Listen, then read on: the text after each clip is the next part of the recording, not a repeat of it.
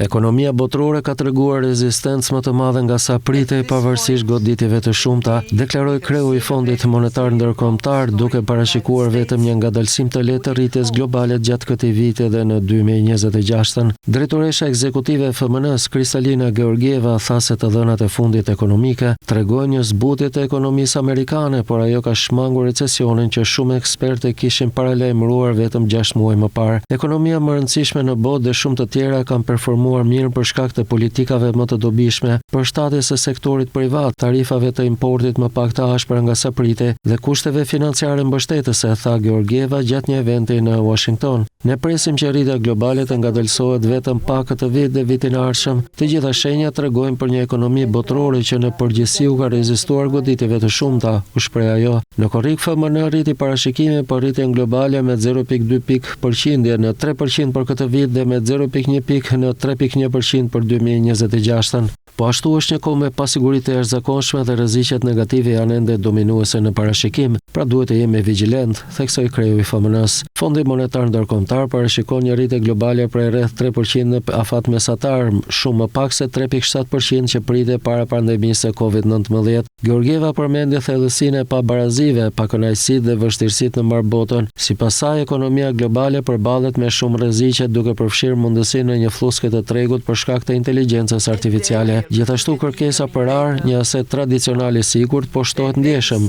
deklaroi ajo.